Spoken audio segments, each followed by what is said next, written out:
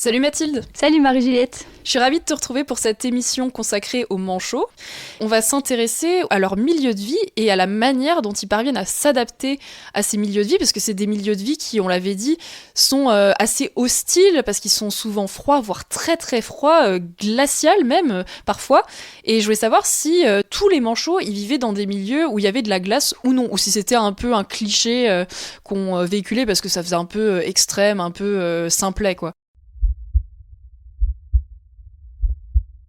Ouais, alors c'est vrai que quand on pense aux manchots, on a surtout l'idée d'un animal qui est plutôt associé au froid et aux glaces, hein, comme tu l'as dit. En réalité, c'est un peu plus compliqué que ça. On a seulement 4 espèces de manchots sur les 18 ou 19 qui vivent sur le continent antarctique directement. Donc on a le manchot empereur, le manchot Adélie, le manchot à jugulaire et le manchot papou. Et le manchot empereur, c'est le seul qui vit vraiment sur la glace. Les 3 autres, eux, vont plutôt vivre en bordure du continent et surtout sur les zones où il n'y a pas de glace, donc les zones rocheuses, quoi. Ensuite, les autres espèces, elles vivent dans plein d'habitats très diversifiés.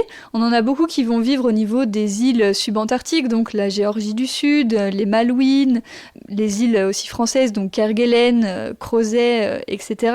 Donc qui sont des milieux quand même plutôt froids, hein. Même si on n'a pas de la glace, c'est quand même des milieux assez froids. Mais on a aussi beaucoup d'autres manchots qui vivent au niveau des zones un peu plus tempérées, notamment sur des plages, sur des falaises herbeuses, même dans des forêts. On a une espèce, par exemple, le gorfou de Fiordland.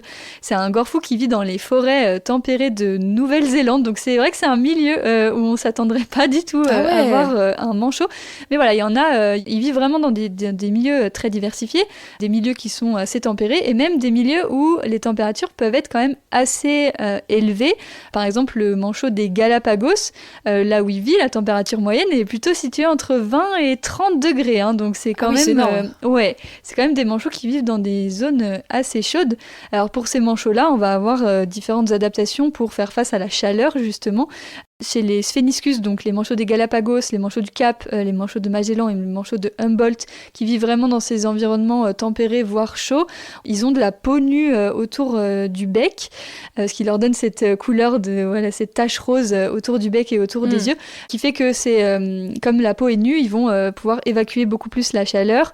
On a aussi des adaptations comportementales, hein, c'est des animaux qui vont plutôt vivre dans des terriers qui leur permettent de s'abriter de la chaleur et ils vont adopter des postures un peu particulières. On les voit souvent avec les ailes écartées pour justement un peu ventiler, quoi, et essayer de s'exposer au maximum au vent. Ce qu'il faut retenir par contre, c'est que même si on a des manchots qui vivent quand même dans des endroits assez chauds, tous les manchots vont dépendre quand même de courants froids pour s'alimenter, hein. Ils vont toujours cibler les grands courants assez froids qui sont des courants très riches en proie. Et donc, tous les manchots ont beaucoup d'adaptations pour faire face à ce froid.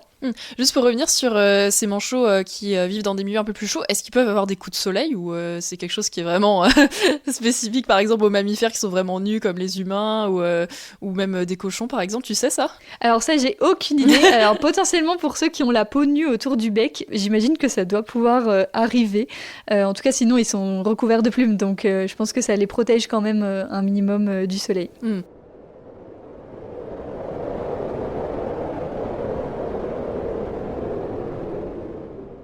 Alors pour revenir sur le côté froid des milieux dans lesquels vivent tous ces manchots, en fait, même le manchot des Galapagos, une fois qu'il est dans l'eau, est-ce que tu pourrais nous parler des stratégies des manchots pour s'adapter au froid, pour lutter contre celui-ci? Parce que on a quand même, par exemple, pour les manchots empereurs, des températures qui peuvent atteindre les moins 50, j'imagine, même plus encore.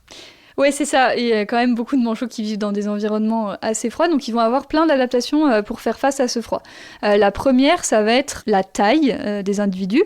Globalement, les manchots, c'est des oiseaux d'assez grande taille, hein, et donc, en fait, plus on est grand, en gros, plus notre surface par rapport à notre volume va être faible. C'est un phénomène mathématique, hein, plus notre rapport surface sur volume va être faible, ce qui fait que quand on est grand, on va avoir tendance à perdre beaucoup moins de chaleur proportionnellement à notre taille. Donc ça se résume dans une loi qu'on appelle la loi de Bergman, qui a été faite au 19e siècle, qui explique que globalement, quand on va dans les latitudes élevées, on a tendance à avoir des animaux qui sont de plus grande taille, parce que justement, ils vont avoir tendance à perdre moins de chaleur. Chez les manchots, ça s'observe quand même assez bien, hein. Plus on va proche du continent antarctique et plus on va avoir des manchots de grande taille.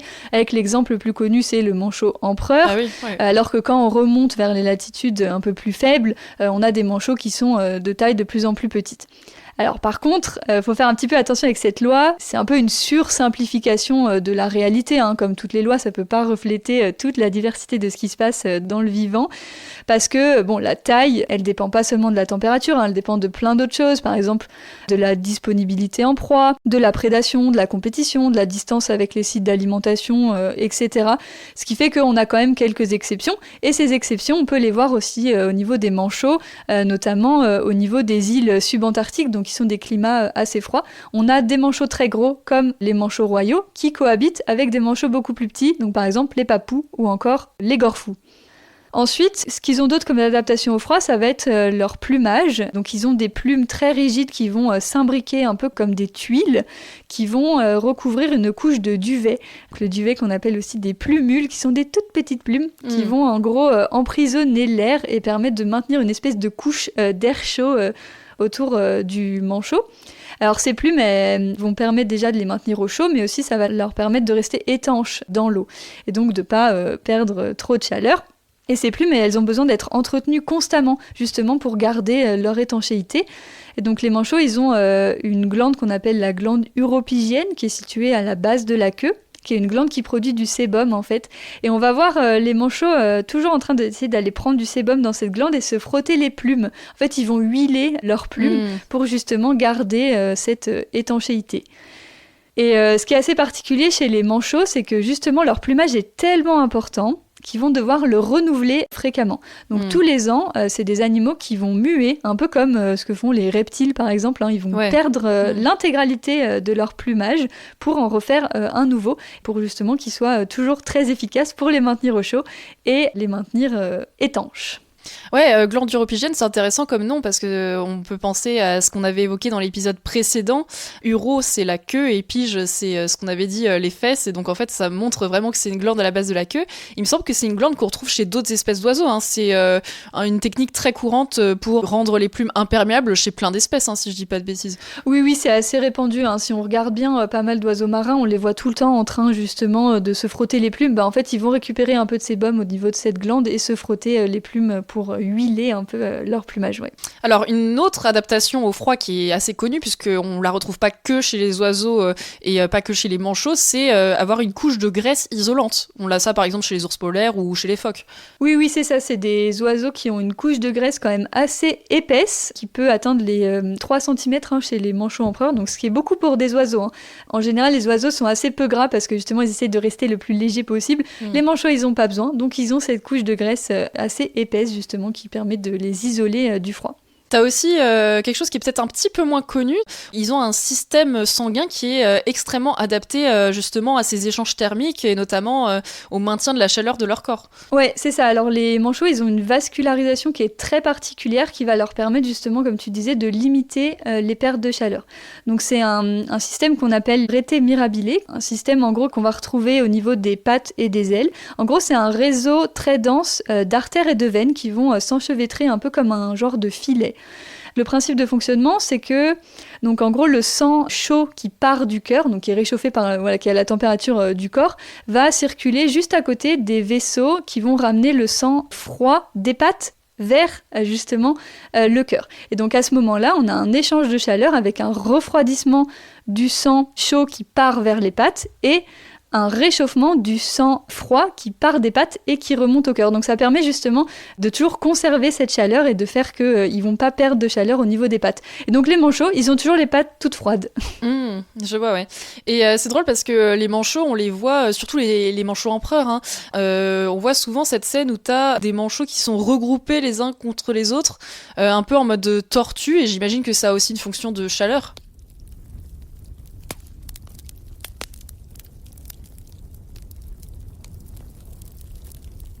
Oui, c'est ça. Comme tu dis, ils ont des adaptations aussi comportementales, justement, pour faire face à ce froid. Et donc, la plus connue, c'est la formation en tortue chez les manchots empereurs, donc qui vivent vraiment sur la glace. Alors, en gros, ils vont se rassembler en masse très dense. Il va y avoir plusieurs centaines de manchots qui vont se coller les uns aux autres, ce qui va faire que ils vont vraiment se réchauffer. Au centre de la formation, la température, elle peut monter à plus de 37 degrés.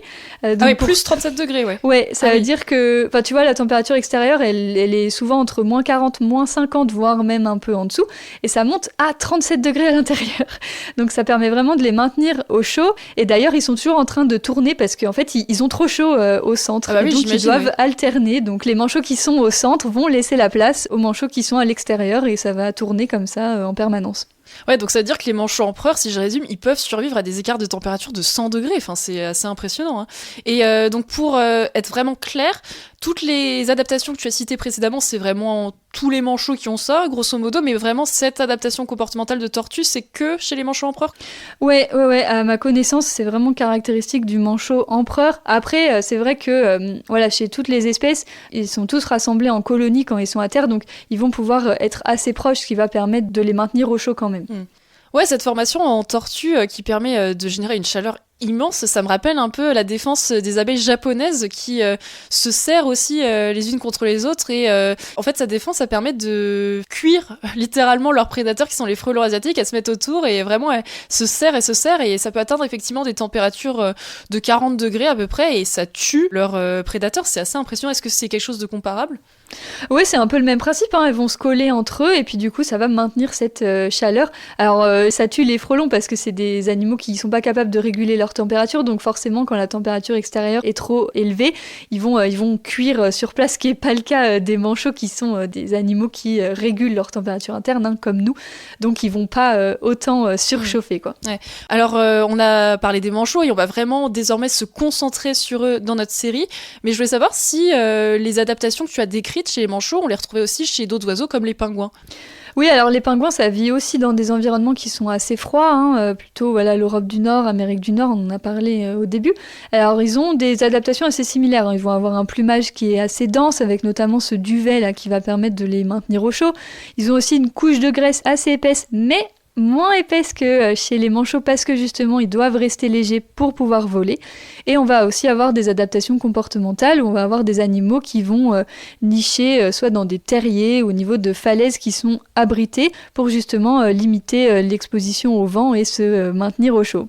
Oui, c'est vrai qu'à l'inverse, quand tu vois des manchots empereurs, notamment dans des tempêtes de neige, c'est un peu triste parce que tu les vois en train d'être complètement serrés. Ils n'ont pas d'abri en fait. Enfin, ils sont vraiment à l'extérieur et alors que effectivement pour ces petits oiseaux, t'as toutes sortes d'abris où ils peuvent nicher quoi. Donc c'est vrai que t'as une grosse différence aussi en termes non seulement de répartition, mais vraiment de milieu de vie quoi. Ouais, l'empereur, c'est vraiment le cas extrême, hein. Il vit sur la glace, au milieu de nulle part, et comme tu disais, il n'y a pas d'abri. Enfin, il faut vraiment qu'il trouve une solution pour se maintenir au chaud. Donc cette formation en tortue, c'est une solution super efficace. Alors pour terminer cet épisode, j'aimerais maintenant m'attaquer à un autre point qui est l'adaptation au milieu marin. Les manchots, comme les pingouins bien sûr, c'est des animaux exclusivement marins. Et donc, ils doivent faire face à l'extrême salinité de l'eau de mer par rapport à leur corps. Et donc, je voulais savoir comment ils faisaient pour survivre dans un milieu aussi salé. Ouais, alors effectivement, le sel, c'est un problème pour les organismes marins. Le sel, on en a besoin en petite quantité pour le fonctionnement des cellules, mais si on en a trop, c'est nocif. Donc c'est toujours un problème, surtout pour les animaux qui vivent dans l'eau de mer. Donc en gros, on est tous un peu salés. Quand on nage dans l'eau de mer, on se retrouve moins salé que l'environnement, hein. On est moins salé que l'eau de mer, hein. C'est le cas des manchots aussi. Et le problème de ça, c'est que l'eau, par un phénomène physique, va toujours avoir tendance à aller du milieu le moins concentré vers le milieu le plus concentré. C'est ce qu'on appelle l'osmose. C'est-à-dire que quand nous, on nage dans l'eau de mer, l'eau va avoir tendance à s'échapper de nous pour aller un peu diluer l'eau de mer. Ce qui fait qu'on va se retrouver à perdre de l'eau et donc on va se retrouver déshydraté. Ouais.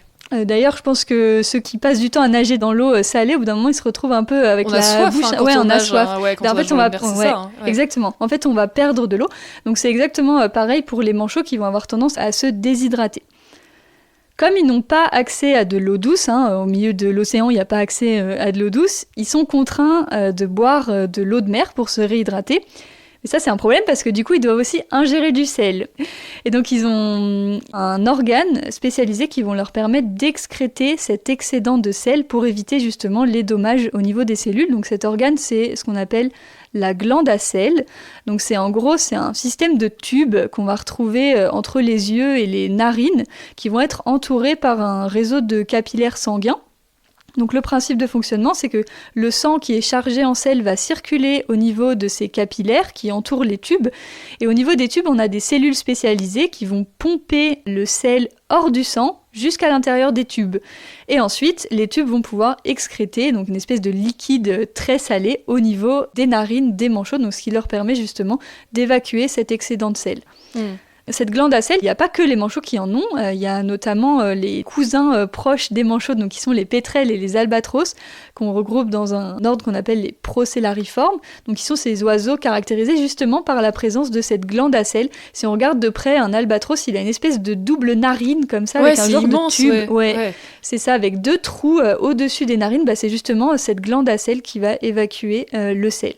On l'observe aussi chez les tortues, je sais pas si t'as déjà vu, mais les tortues qui sortent de l'eau, on a l'impression qu'elles vont pleurer. Oui, qu'elles pleurent, elles ont des larmes en fait. T'as l'impression que, en plus, c'est les tortues, par exemple les tortues vides qui sortent de l'eau pour aller pondre leurs œufs sur la plage, et t'as l'impression, en plus, surtout avec les montages des documentaires, alors évidemment, dans celui que j'avais vu, c'était très bien expliqué, donc il disait bien que c'était pas ça, mais t'as un peu le montage qui est un peu sentimental, qui est la mère elle pleure parce qu'elle laisse ses petits, alors que pas du tout, c'est aussi une adaptation, j'imagine, pour en fait enlever l'excès de sel. Oui, en fait c'est ça, au lieu d'avoir les sorties des glandes à sel au niveau des narines comme chez les oiseaux, et là la sortie des glandes à sel c'est au niveau des yeux, donc en fait elles vont pleurer du sel quoi. Et c'est vraiment que du sel, c'est pas de l'eau salée, c'est vraiment une concentration de sel. Ouais, c'est un liquide extrêmement salé, ouais. Oui, donc en fait pour résumer, les animaux marins, comme ils sont moins concentrés en sel que l'eau de mer, ils doivent éliminer au maximum le sel qu'ils vont recevoir en ingérant l'eau de mer pour pouvoir justement ne pas se déshydrater. C'est un peu une gymnastique quand on étudie l'osmose. J'ai des souvenirs de licence où j'avais un peu du mal à comprendre, mais en fait c'est assez automatique une fois que on comprend bien les principes. C'est juste que quand le milieu est trop salé, on perd de l'eau pour aller diluer le milieu. En fait, le but de l'osmose, entre guillemets, c'est que la concentration de 2 milieux devienne la même à terme. Et à l'inverse, les espèces d'eau douce, elles vont avoir un surplus d'eau pour que, justement, on ait une dilution de leur milieu interne, de leur corps, qui est en fait un peu plus concentré en sel que l'eau douce, généralement. Voilà, tout simplement. Ouais, c'est ça. D'ailleurs, les poissons d'eau douce, ils boivent jamais. L'eau, elle vient naturellement à l'intérieur de leur corps et ils se retrouvent remplis d'eau, et donc ils n'ont pas besoin de boire. Et en fait, ils la conservent pas comme nous, on boit. Et par contre, il me semble qu'ils urinent beaucoup. Oui, parce que ils ont de l'eau pour boire, mais du coup, ils se retrouvent avec beaucoup trop d'eau. Donc, ils sont gorgés d'eau, en fait, donc ils ont besoin d'uriner beaucoup. Ils produisent une urine qui est très, très diluée, quoi. C'est super, c'est hyper clair, Mathilde. Merci beaucoup. Donc, voilà ce qu'on pouvait dire dans cet épisode. Mathilde, je te retrouve très vite pour parler d'un nouvel aspect de la vie des manchots. D'ici là, prends soin de toi. Salut! Salut!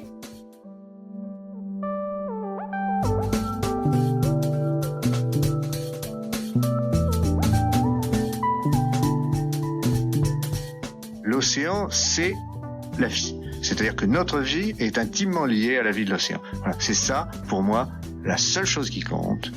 Tout le reste est secondaire, tirer du pétrole, des trucs. Pourquoi faire? Pour augmenter de 5% la production? Rigolade!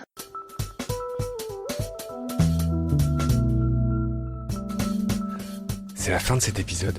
Merci de nous avoir prêté tes oreilles. Maintenant, je m'adresse à ton cœur, car pour continuer, nous avons besoin d'un petit coup de main. 1. Pour commencer, tu peux partager nos liens à tes proches. 2.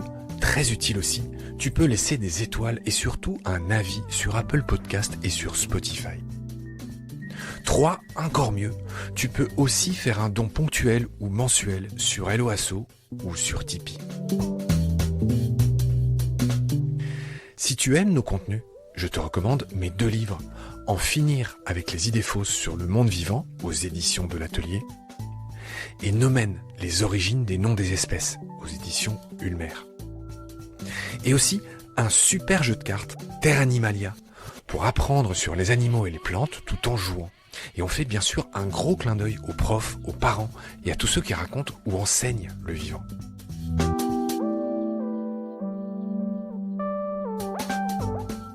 Tous les liens utiles et notre email de contact pour des stages, des formations, des animations ou des conférences sont indiqués dans la notice de cet épisode. Grand merci pour ton soutien, à bientôt, et d'ici là, prends soin de toi et de ce qu'il y a autour de nous.